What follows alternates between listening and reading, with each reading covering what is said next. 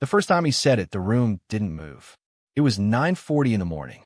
Glass walls, long table, 12 people inside, for more dialed in. The quarterly strategy review, the kind of meeting where titles mattered more than truth.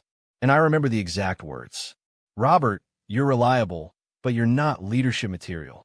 No pause, no softening, just clean, direct, and final. A few people looked down at their laptops. One of the board observers shifted in his chair like he suddenly found the table interesting. No one spoke. No one pushed back. I didn't either. My name is Robert the First, was 47 years old at the time. I had spent 19 years inside that company. Not in sales, not in strategy decks. I built the systems that actually made the business run. Logistics, routing, vendor coordination, compliance flow, everything that moved product from point A to point B without breaking. But in that room, none of that seemed to count. Across from me sat Aaron Patel, 32, MBA, clean suit, polished voice, always ready with a slide. He had joined less than a year before, and now he was the one presenting operational transformation. My work, simplified, repackaged, cleaned up into 3 bullet points and a chart. The CEO, Richard Halvorson, stood at the front of the room, one hand in his pocket like he was having a casual conversation instead of deciding someone's future. He clicked to the next slide. Aaron's slide. Moving forward, Richard said, we need leadership that scales. Not just execution. Execution. That was me. I kept my face still. I've learned that over the years. You don't react in rooms like that. You absorb it. You store it. You wait. But inside, something shifted. Not anger. Not right away. It was something quieter. Recognition. Because that wasn't just a comment. It was a decision. He had already made up his mind about me. I glanced around the table again. People I had worked with for years. People who had called me at midnight when shipments failed. People who depended on systems they didn't fully understand. And now they were silent. That told me everything. Aaron started speaking again, walking through efficiency layers and data-driven routing. I listened carefully, not because I needed to learn anything, but because I wanted to see how much he actually understood. It didn't take long. He talked about the system like it was a switch you could flip, like it was clean and predictable, like it didn't depend on judgment calls, vendor history, and small decisions made under pressure. He didn't mention any of that, because he didn't know. Richard nodded along, arms crossed now. Confident. Certain. Exactly, he said at one point. We need less dependency on individuals. That line landed harder than the first one. Less dependency on individuals.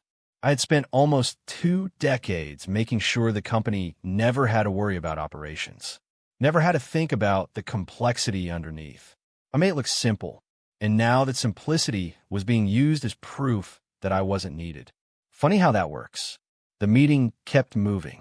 Budgets, targets, expansion plans. My name didn't come up again. Not once. When it ended, people stood up quickly, chairs sliding back. Quiet conversations starting before the door even opened. A few passed by me. Small nods. Half smiles. The kind that say, I saw what happened, but don't say anything out loud. Aaron walked over last. Hey, Robert, he said, easy tone. Really appreciate everything you've built. We're just trying to modernize things. Modernize. I nodded once. Of course, I said. Makes sense. He smiled like that settled it, then walked out. I stayed in my seat for a few seconds after the room cleared. Just me and the empty screen at the front. 19 years. I thought about the nights I stayed late fixing routing failures. The weekends spent rebuilding vendor chains after disruptions. The calls I took while sitting in my car outside my daughter's school. None of that had a slide. None of that had a title. And none of that mattered in that room. I stood up slowly, picked up my notebook, and walked out. No one stopped me. Back at my desk, everything looked the same. Emails, dashboards, alerts running like they always did. The system didn't care what had just happened. It just kept moving. I sat down and opened my screen. For a moment, my hands hovered over the keyboard. Because I knew something now that I didn't know yesterday. I had been protecting this company. Protecting it from mistakes, from gaps, from things that didn't show up in reports. I filled in the spaces no one else could see.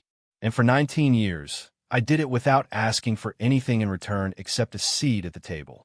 This morning, they showed me exactly where that seat was. Not at the table. Behind it.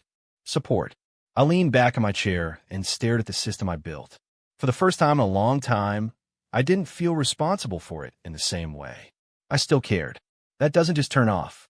But something had changed. Something important. Because when someone tells you you're not leadership material, what they're really saying is they don't see what you carry. And once you understand that, you stop carrying it for them the same way. That was the moment. Not loud. Not dramatic. Just quiet clarity. I wasn't going to fight them. I wasn't going to argue. I was just going to step back and let them see what leadership actually looks like when it's gone. People like to talk about growth like it happens in big moments. New offices, big hires, clean announcements. That's not how it really works. Growth is built in small decisions. Quiet ones. The kind no one sees unless something breaks. That's where I lived for 19 years. When I joined the company, we had one warehouse and a handful of vendors. Orders were tracked on spreadsheets that broke if you looked at them wrong. No system, no structure, just people trying to keep up. I didn't come in with a big title. I wasn't part of some strategy team. I just started fixing things. First, it was routing. Orders kept getting delayed because no one understood how different regions actually worked.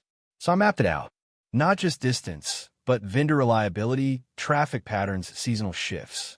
Simple things, but they made a difference. Then came vendor relationships. Most companies treat vendors like numbers. That works until something goes wrong. I did the opposite. I knew names. I knew who to call when a shipment was stuck. I knew who could fix a problem in 2 hours instead of 2 days. That doesn't show up in reports, but keeps things moving. Over time, the system grew. Warehouses multiplied. Clients got bigger. Expectations got tighter. I built layers into the process. Checks, backups, decision points where a human had to step in and think. Not everything can be automated. Some things need judgment. That's the part people don't like to hear. Because judgment can't be measured cleanly. It can't be put into a dashboard. So it gets ignored. Until it's gone. There were nights I stayed in the office past midnight because a routing chain collapsed and no one else knew how to rebuild it. Weekends where I drove out to a warehouse myself because a vendor wasn't responding and we had a deadline we couldn't miss. I didn't complain about it. That was the job. At home, my wife learned not to wait up when things got busy. My daughter used to ask why I always had my phone on the table during dinner. Just in case, I'd tell her. Because if something broke, I was the one they called. Not the executives.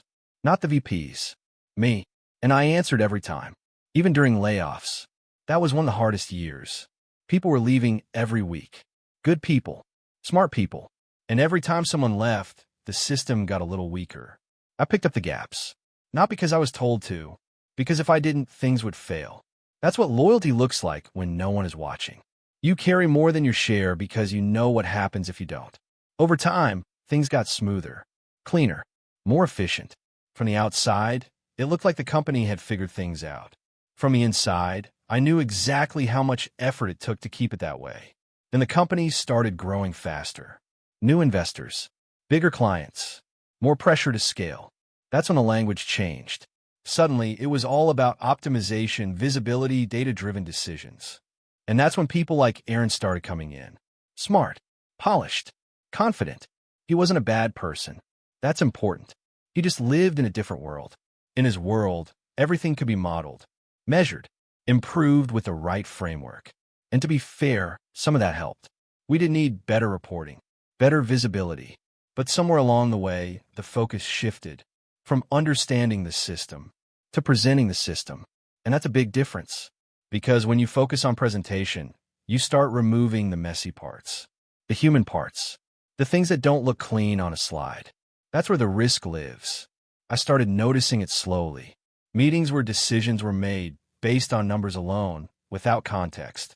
Plans that looked perfect on paper, but ignored how things actually worked in the field. I would speak up when I could. Not to argue, just to add reality. Sometimes they listened. More often, they nodded and moved on. Because reality slows things down. And in a room full of executives, speed feels like progress. Even when it's not. Aaron became the bridge between operations and leadership. Or at least, that's how it was framed. In reality, he became the filter. Information went through him before it reached the top. Simplified, cleaned up, safe. I saw my own work in his presentations. Processes I built reduced to diagrams. Decisions I made turned into automated flows. It looked impressive. It just wasn't complete. And over time, people stopped coming to me first. They went to him, not because he knew more, because he spoke their language. And slowly, without any big announcement, my role started to change. Less visible, less central, still responsible, but no longer recognized. That's a strange place to be, to carry something important while everyone around you believes it's already handled. That's when I understood something I hadn't fully accepted before. The company didn't just depend on the system I built. It depended on things it didn't even know existed. And the people making decisions didn't see that at all. The shift didn't happen all at once. There was no announcement, no formal change in title, no clear line where I could point and say, that's when it started. It was quieter than that. It started with meetings, ones I used to lead, weekly operations sync, vendor escalation calls, routing reviews before major shipments. At first, I was still invited, still copied on emails, still sitting at the table, but I wasn't running them anymore. Aaron was. Just to align things, he said one morning, smiling like it was a favor. I didn't argue. I watched. He spoke with confidence, clear structure, good pacing. He knew how to hold a room. I'll give him that. But the content, it was surface level. He would present a situation like it had only one layer, one clean solution. And most of the time, people accepted it because it sounded right, not because it was complete. Then came the documentation requests. Hey, Robert, can you send over full process maps? Just want to make sure we have everything centralized. Helps with scalability. It all sounded reasonable. And technically it was, but the volume kept growing. Every process, every decision path, every exception, things I had never written down because they weren't steps, they were judgment calls. You don't document instinct. You earn it over time. Still, I sent what I could. Clear, structured, accurate. But even as I did it, I knew something important. They weren't trying to understand the system. They were trying to replace the person who understood it. HR got involved a week later. That's usually how you know it's real. They scheduled a meeting and labeled it Role Evolution Discussion. I've been around long enough to know what that means. I walked in anyway. 2 people from HR. 1 manager I barely worked with. And Aaron sitting slightly off to the side. They talked about organizational growth, new structure, leveraging strengths, all the usual phrases. Then they got to the point. We see you moving into a more support-focused role, one of them said. Support. That word again. It was said like it was a natural next step, like it was obvious, like it was an upgrade. But we all knew what it meant. Less control, less visibility, let's say, more distance from decisions. I asked a simple question. Who owns operations? They exchanged a glance. Aaron will be leading strategic operations moving forward. Strategic. Another clean word. I nodded once. No reaction. No pushback. Not because I agreed. Because I understood. The decision was already made. The meeting wasn't for discussion. It was for alignment. After that, things moved faster. Access requests started coming in. System permissions being reassigned. People I trained years ago, now reporting into new chains I wasn't part of. And the strangest part? I was still responsible. If something broke, it still came to me. If a vendor escalated, they still called me. If a shipment failed, my phone still rang. But in the meetings, in the decisions, I wasn't there. There was one moment that made it clear. Aaron was presenting a new routing model to the leadership team. I was sitting in the back, not at the table, listening. He walked through the process step by step. Clean slides, clear flow. Then he explained a decision point, one I had personally designed after a major failure 3 years earlier. He described it wrong. Not completely wrong, but enough that anyone who followed his version would miss a critical check. I waited. No one caught it. The CEO nodded. Looks efficient, he said. Approved. Just like that. I raised my hand slightly. Aaron looked at me. Yeah, Robert. Calm. Polite. Controlled. There's a risk in that step, I said. If the vendor response time exceeds. We've accounted for that in the model he cut in. Quick. Smooth. Appreciate it, though. And they moved on. Just like that. I leaned back in my chair and said nothing else. Because I understood something in that moment. They didn't want accuracy. They wanted clarity, even if it wasn't complete. That night, I sat at my kitchen table longer than usual. My wife asked if everything was okay. I told her, work's changing. She didn't press. She's seen this before. The industry doesn't make it easy for people my age to start over. 47 isn't old, but it's not young either. You don't get the benefit of potential anymore. You're judged on position, and mine was fading. The mortgage was still there. My daughter's tuition payments were still coming. Stability mattered. That's what made it harder. Not the ego, the reality. I went to bed that night with one clear thought. They still needed what I knew. They just didn't want me attached to it. And that's a dangerous place to be. Because once someone separates your value from your presence, they start believing they can have one without the other. That's when mistakes begin. And I could already see them forming. I just wasn't sure yet how far they would go. But I knew one thing for certain. They wanted my knowledge. Just not me. And that changes how you show up, whether they realize it or not. The request came on a Tuesday morning. No urgency in the email. No red flags in the subject line. Just another quick alignment. But I knew better by then. When I walked into the room, it was smaller this time. No board members. No observers. Just Richard, Aaron, and someone from IT. That told me everything I needed to know. Richard got straight to it. We're finalizing the transition, he said. Next 2 weeks, we want full system access aligned under Aaron's team. Aligned. Another clean word. He looked at me like this was routine. Like I had done this a dozen times before. Including admin-level permissions, the IT guy added. And full process documentation, Aaron said. End-to-end visibility. End-to-end. I nodded slowly. Timeline. I asked. 2 weeks, Richard said. Should be more than enough. More than enough. For something that took 19 years to build. I didn't react right away. I just sat there, letting the silence stretch a little longer than they expected. Because for the first time, I wasn't automatically stepping in to make it easier. There are parts of the system that aren't documented, I said calmly. Aaron smiled slightly. Everything can be documented, he replied. Confident. Certain. That kind of confidence usually comes from not knowing what you don't know. I didn't challenge him. I just answered. Not everything, I said. Some decisions depend on context. Vendor history. Timing. Risk patterns. We'll standardize those, he said quickly. Standardize. That word again. Richard stepped in. Robert, we're not saying your work isn't valuable, he said. We just need it to scale beyond individuals. Beyond individuals. There it was again. I looked at him for a moment. Not angry. Not defensive. Just clear. The system works because of how it's handled, I said. Not just how it's written. Aaron leaned forward slightly. With respect, he said, that's exactly the kind of thinking that limits growth. Limits growth. I almost smiled at that, because I'd spent years making sure growth didn't break the system.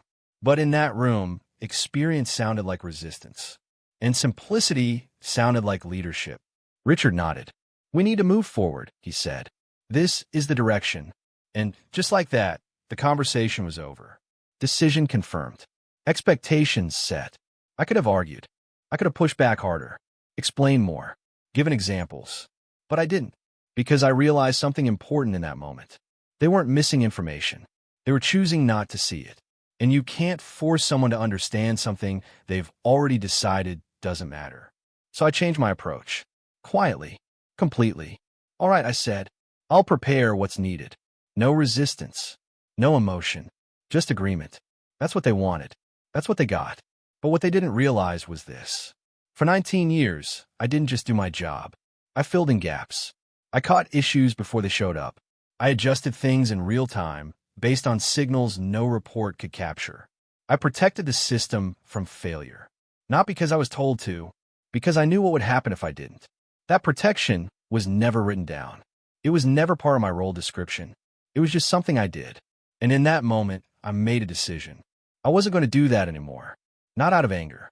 Out of clarity. If they believed the system could run without me, then it was time to let it run that way. Over the next few days, I started documenting everything. Clean, accurate, complete. Every process they asked for. Every step they requested. No shortcuts. No hidden pieces. But also no extras. No early warnings. No quiet fixes. No stepping in before something became a problem. If something was within the documented process, it was handled. If it wasn't, it waited. That was the difference. Subtle from the outside. Massive underneath. Aaron checked in regularly. Everything on track, he'd ask. On track, I'd say. And it was. From his perspective. From theirs. Because they were measuring progress based on documents. Not reality. 2 weeks. That was the timeline. And for the first time in 19 years, I wasn't working ahead of it. I wasn't staying late to smooth things out. I wasn't anticipating issues before they happened. I was doing exactly what was asked. Nothing more. Nothing less. And that's when I realized something else. The system didn't just depend on knowledge. It depended on care. On attention.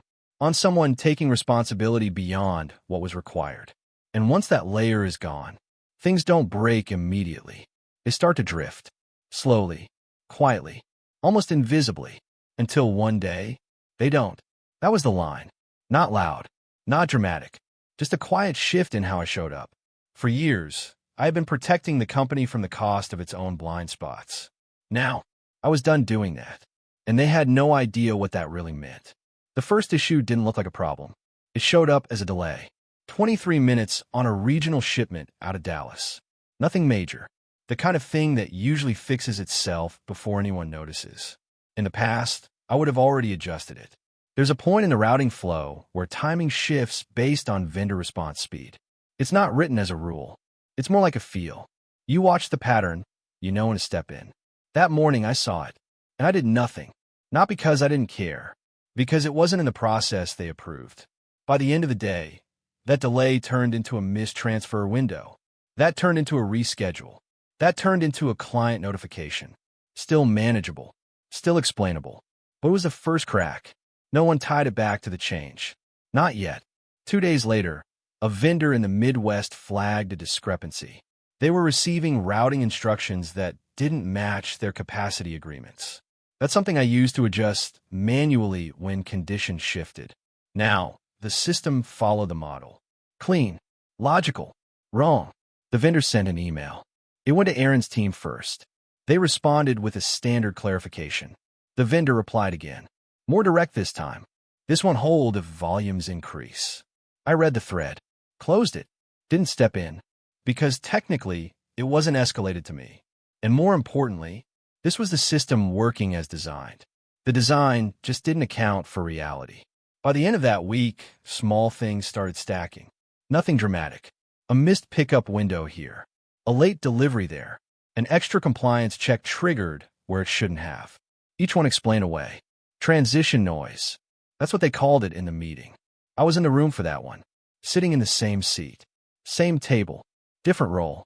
Aaron stood at the front, calm as ever. We're seeing minor fluctuations, he said. Completely expected during system alignment. Heads nodded. Even Richard looked relaxed. Good, he said. That's normal. Normal.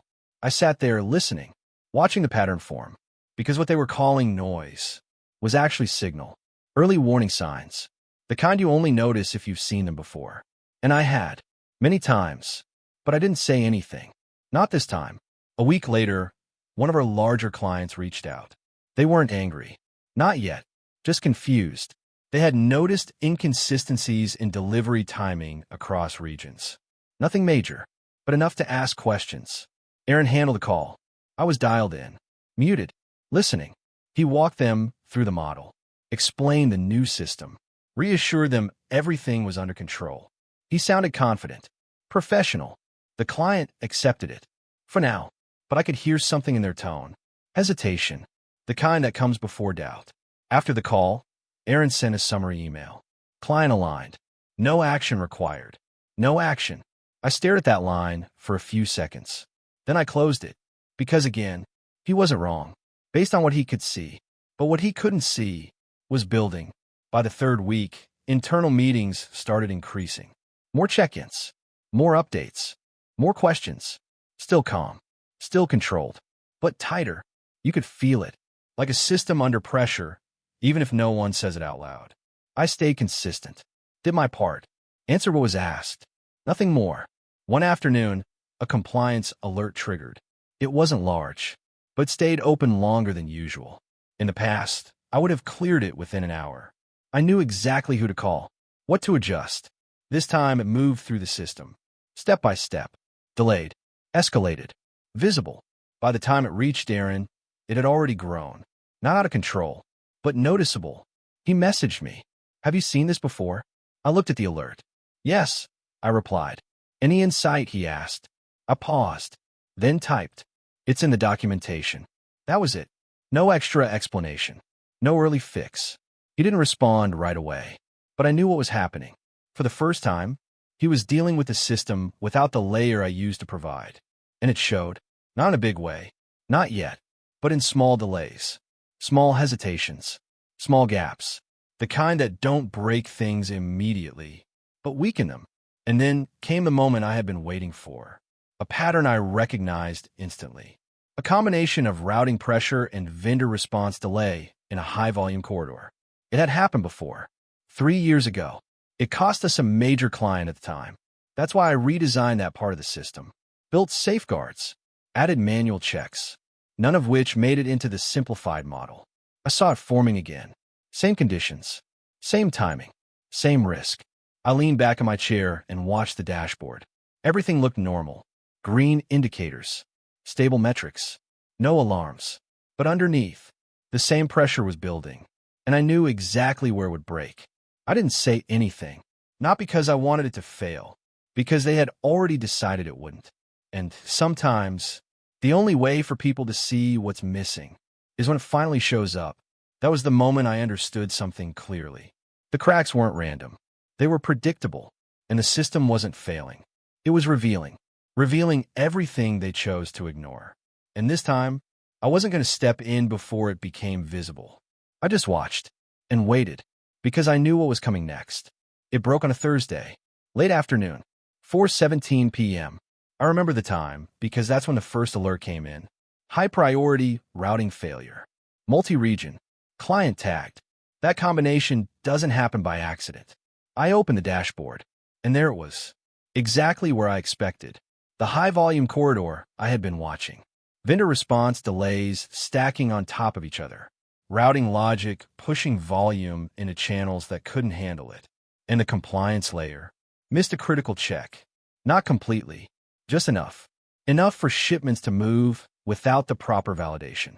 That's the kind of error that looks small at first, until it reaches the client. And this client was not small. One of our largest accounts. Multi-million-dollar contract. Strict requirements. Zero tolerance for inconsistency. Within minutes, escalation emails started. Operations team. Compliance. Client success. Everyone looping in everyone. The system was trying to correct itself, but it was too late, because the correction required something the model didn't have. Context. Real-time judgment. Relationships. The things that don't live in a dashboard. Aaron jumped in quickly. I could see his activity. Messages. Calls. Updates. He was moving fast, trying to contain it. But he was reacting, not anticipating. That's the difference. By 5:02 p.m., the client reached out directly. Not through support. Not through account managers. Straight to executive leadership. That's when it gets serious. I was added to the thread. Not as a lead. Not as a decision maker. Just included. Robert, please review, the message said. Review. I read through everything. The explanations. The timelines. The assumptions. All clean. All incomplete. At 6:15 p.m., an emergency meeting was called. Virtual. Everyone in. Richard. Aaron.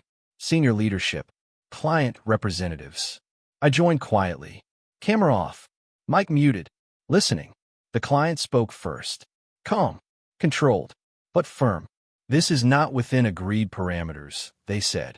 No emotion. Just fact. Aaron responded. Clear. Structured. Professional. He explained the system. The model. The expected behavior. It sounded good. It always does at that level. Until the client asked a simple question. Why wasn't this prevented? Silence. Not long. But enough. Aaron started to answer. Paused. Adjusted. Because there was no clean answer. Not one that fit the model. Richard stepped in. We're assessing the root cause, he said. That's when I heard it. For the first time. Uncertainty. Small, but real. The client wasn't satisfied. They asked for a timeline, a resolution, accountability. All reasonable. All expected. The meeting stretched. More questions. More answers. None of them getting to the core. Because the core was never documented. At one point, Richard said it. Robert, can you add any context here? Context. That word again. Now it mattered. I unmuted, took a breath, and spoke. Calm. Simple. The routing logic doesn't account for vendor response variance at that volume, I said. Silence again. This time different. Focused. I continued. There used to be a manual checkpoint there. It was removed in the transition. No blame. No tone. Just fact. Aaron didn't interrupt. He couldn't. Because he knew. The client asked, can it be fixed? Yes, I said. How long? I paused. Not for effect. For accuracy. Depends on how it's handled, I said. Quick fix or stable fix? That's the real question. Short-term or long-term? Patch or solution? Richard spoke. We need both. Of course he did. But that's not how systems work. Not under pressure. The call continued for another hour. Plans were made. Actions assigned. Deadlines set. But the energy had changed. Confidence was gone, replaced by urgency. And underneath that, doubt. When the call ended, my screen went quiet. No messages for a moment. No emails. Just silence. Then my phone rang. Private number. I answered. Robert, Richard said. No title. No distance. Just my name. Can you help stabilize this? Help. Not support. Not review. Help. I leaned back in my chair. Looked at the system on my screen. All the layers I had built. All the gaps I used to cover. Now visible. Now real. Yes, I said. Simple. Direct. Because this wasn't about proving a point. This was about reality finally showing up. And for the first time since that meeting, they could see it too. Not clearly. Not completely. But enough. Enough to understand one thing. The system didn't fail on its own. It failed because they believed it could run without what I carried. And now, they needed that back. The only question was, what was we to do with that? The call came at 6:08 a.m. I was already awake. I had been awake most of the night, not because I was worried in the usual sense, but because I was watching something unfold that I had seen before, just never like this. The phone rang once, then again. Private number. I answered on the third ring. There was a pause on the other end. Then Richard's voice. But it didn't sound like Richard. Not the version I was used to. Less controlled. Less certain. Robert, we need you in this, he said. No greeting. No build-up. Just that. I sat up slowly. Looked at the window. Morning light was just starting to come in. I'm listening, I said. He exhaled. We underestimated the impact. The board is involved now. The client is not backing down. I already knew that part. I need you to stabilize the system, he continued. Just temporarily. Until we sort this out. Temporarily. That word always shows up when things are permanent. I didn't respond right away. Because this wasn't just a technical request. It was a shift. A reversal. 48 hours ago, I was being transitioned out. Now I was being pulled back in. But not as leadership. As emergency support. Is Aaron on the call? I asked. A pause. Yes, Richard said. I could hear background noise now. Multiple voices. A meeting already happening without me. They had just added me in. I joined the video call. Camera off. Mic muted. Same position as before. But the energy had changed. Aaron was speaking when I came in. He sounded different now. Less smooth. More careful. We've identified the failure point, he was saying. It's isolated to a vendor response mismatch in the Midwest corridor. He was trying to keep control. Trying to keep the narrative clean. But clean narratives don't survive contact with real systems. Richard looked at the screen. Robert is on, someone said. Aaron paused, just for a second, then continued. Robert, maybe you can confirm, he said. This is consistent with what you documented. There it was. Back to documentation. Back to structure. Back to something safe. I unmuted. Yes, I said. Short. No emotion. That's part of it. Silence followed. Because they knew that wasn't the full answer. The board member spoke next. We need clarity, he said. I nodded, even though they couldn't see it. Clarity requires context, I said. Aaron leaned forward. We don't have time for full rebuild discussion, he said quickly. We need immediate stabilization. Immediate. Always immediate. That's how people think when they don't see the system underneath. I looked at the dashboard again. The same patterns. Same pressure points. Still active. Still unresolved. Then we stabilize first, I said. But understand what we're stabilizing on top of. Richard leaned in. Explain. So I did. In simple terms. No jargon. No complexity. Just truth. The system assumes vendor consistency at scale, I said. But at this volume, that assumption breaks. It always breaks. That's why the manual checkpoint existed. Aaron interrupted. That checkpoint was removed during optimization, he said. There was a slight pause after that, because now it was out in the open. Not hidden. Not implied. Stated. The board member looked at Richard. Richard didn't respond immediately. That silence said more than words. The conversation shifted after that. Faster now. More focused. Less theory. More urgency. Plans formed in real time. Actions assigned. Temporary fixes approved. But the tone had changed completely. The confidence they walked in with was gone. Halfway through the call, the board member asked something simple. Why didn't we see this risk earlier? No one answered right away. I did. Because the system was simplified to scale, I said. Not to absorb variation. No accusation. Just explanation. That landed harder than anything else. Because everyone understood what it meant. After the call ended, the screen went quiet. But I stayed in the meeting room. So did Richard. So did Aaron. No one left immediately. That's usually a sign. When people don't rush out, it means the conversation isn't finished yet. Richard spoke first. Robert, he said. My name again. Not a title. Not a role. Just me. We clearly made mistakes in how this was transitioned. I didn't respond. He continued. We need your help to fix this properly. Help. Not support this time. Not assist. Help. That shift mattered. Because it meant they finally understood something they didn't want to accept before. That I wasn't just maintaining a system. I was holding it together in ways they never saw. Aaron finally spoke. His voice was quieter now. We didn't realize the dependency level, he admitted. That was the closest thing to acknowledgement I had heard from him. I leaned back slightly, looked at the screen, and I said something simple. You didn't see it because it wasn't in your model. No emotion, no edge, just truth. Richard nodded slowly. What would it take to stabilize properly, he asked. That was the real question. Not how to fix the current issue, but how to stop it from happening again. I thought about it for a moment, then answered honestly. Control has to match responsibility, I said. Otherwise, you're managing symptoms, not systems. Silence again, but this time different. Less defensive, more reflective. When the call ended, I didn't log off immediately. I stayed there, looking at the same dashboards, same alerts, same system I had built and carried for almost 2 decades. Now exposed, now visible, now understood too late. My phone buzzed again. This time a message from Richard. Let's talk about next steps. Next steps. That word meant something different now. Because now, they needed me more than I needed them. And for the first time in a long time, I had a choice in how this ended. Not as someone being removed, but as someone being asked back in. On new terms. Terms they hadn't expected to negotiate. Not yet. I didn't go back the way they expected. That was the first thing I made clear. The next meeting was in person. Same building. Same glass walls. But the atmosphere was different. Quieter. Heavier. I walked in at 10 a.m. exactly. Not early. Not late. Richard was already there. So was Aaron. And 2 board members I hadn't spoken to directly in years. No long introductions. No small talk. Just a seat at the table.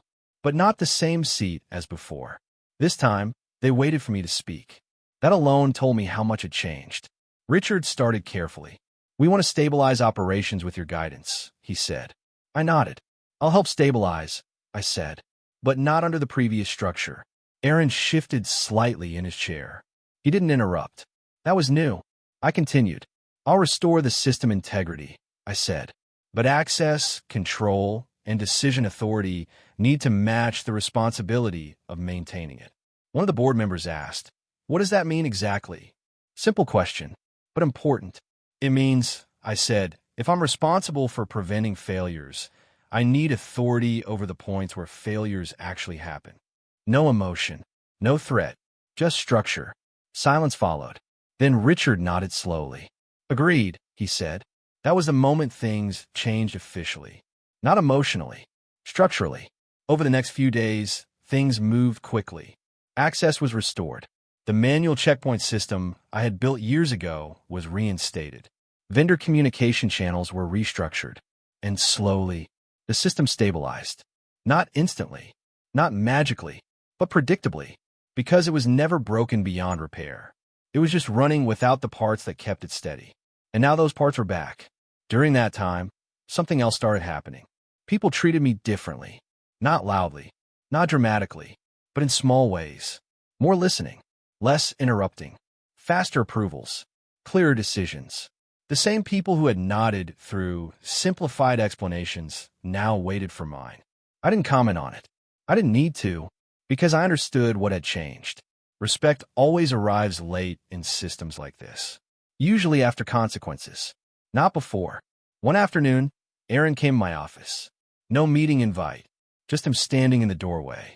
He looked different now, less certain, more aware. I misread the system, he said. It wasn't defensive. It wasn't an excuse, just acknowledgement. I nodded. You didn't see the parts that weren't visible, I said. He paused, then said something honest. I thought leadership was simplifying complexity. I looked at him. It is, I said, but not removing the parts that hold it together. He didn't argue. He just nodded and left. That was the last real conversation we had. In the following weeks, the company stabilized fully. Clients stayed. The major account renewed. Operations returned to predictable flow. But something else happened quietly in the background. The leadership structure changed. Not publicly announced in dramatic terms, but clearly. Aaron was moved into a different role. Still in the company, but no longer tied to operations.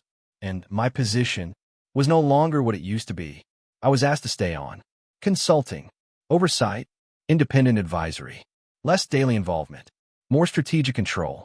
I accepted, but only under one condition, that I was no longer support. I was either responsible or I wasn't involved at all. They agreed, because they understood now what that really meant. Not pride, not ego, just structure. A few weeks later, I signed the final agreement. Reduced day-to-day involvement. Formal advisory role. Clear authority boundaries. And for the first time in years, I wasn't carrying the system alone anymore.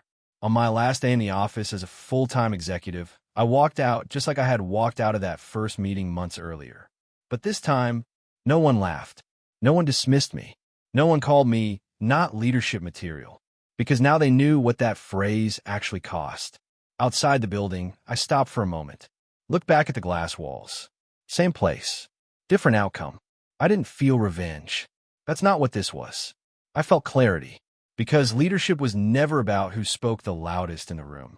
It was about who the room depended on when things broke. And once that truth becomes visible, it can't be hidden again. I walked away knowing something simple. They didn't change because I proved anything. They changed because reality finally caught up with them. And I didn't need to stay there to prove it anymore. I had already done what mattered. I let the system show itself. And that changed everything.